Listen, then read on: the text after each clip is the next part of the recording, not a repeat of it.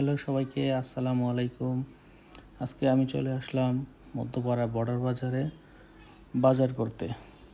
তো আমার সাথে আপনারা আসুন আর দেখতে থাকুন আমি কিভাবে বাজার করি। বাজার করার অভিজ্ঞতাটা আমার ছোটোবেলা থেকেই, কারণ আমি যখন ছোট ছিলাম তখন আব্বার সাথে বাজারে আসতাম ক্লাস 2-3-তে থাকতেই। এখানে অনেক ধরনের মাছ পাওয়া যায়। বাজারে ঢোকা মাত্রই আমাকে ডাকতেছিল পরিচিত সবাই মাছ নেওয়ার জন্য, কিন্তু আমি সবসময় এই ভাইয়াটার কাছ থেকে মাছ নেই। যদি মাছ না পাই চলে আসি, মাছ আনি না। তাও এই ভাইয়ার কাছ থেকে মাছ আনি, কারণ উনি সবসময় ভালো মাছটা আমাকে দেয়। তো ওনার কাছে কাতলা মাছ শেষ ছিল, 2টা ছিল, আমাকে 2টা কাতলা মাছ দিল আর বলতেছিল, ভাই আজকে 2টা নিয়ে নেন, আর অন্য মাছ নাই, আপনি তো সবসময় কাতলা নেন। আমি বললাম, না ভাই, কিছু রুই মাছও দিয়ে দেন। পরে উনি সাথে আরও 3টা রুই মাছ দিয়ে দিল। মাছগুলো মোটামুটি তাজা ছিল। বলতেছে, ভাই এটা একটু দাম বেশি হবে। আমি না ভাই, সবগুলা একসাথে অ্যাভারেজ করে দেন। রুই মাছ এবং কাতলা মাছগুলো একসাথে তুলেন, পাল্লায় তুলে একসাথে মাইপা দেন। বলতেছে, ভাই একটা ধরবো 370, একটা 350। আমি বলছি, না, সবগুলো আপনি 350 টাকা ধরে দিয়ে দেন। পরে উনি দিয়ে দিল। আর কিছু পাঁচমিশালি মাছ নিলাম। তারপর আমাদের কুরুলিয়া খালের কাচকি মাছ নিলাম। তারপরে সবগুলো মাছ একসাথে বানানোর জন্য দিয়ে দিলাম। আগে 10 টাকা ছিল কেজি বানানো, এখন ওনারা এটা বাড়িয়ে 15 টাকা করে নিচ্ছে। তো ওনারা কাজ করে খুব সুন্দর এবং খুব তাড়াতাড়ি। 3-4 জন লোক আছে, তো মোটামুটি 10-15 মিনিটের মধ্যে 14-15 কেজি মাছ বানিয়ে ওরা দিয়ে দেয়।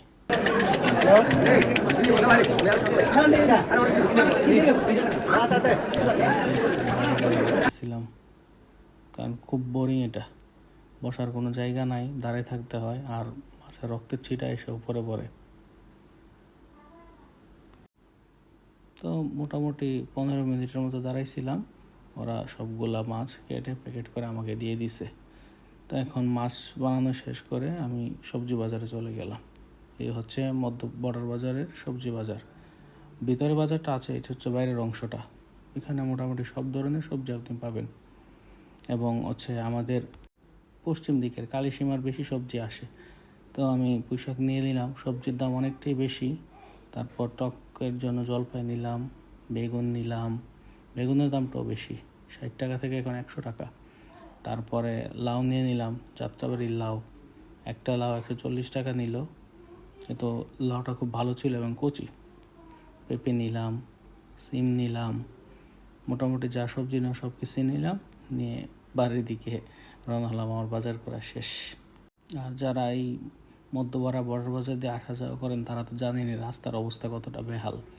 এই শেখ হাসিনা যাওয়ার পর আজকে 1 বছর উপর হইতেছে, রাস্তাঘাটের কোনো ধরনের কাজ টাজ হয় না।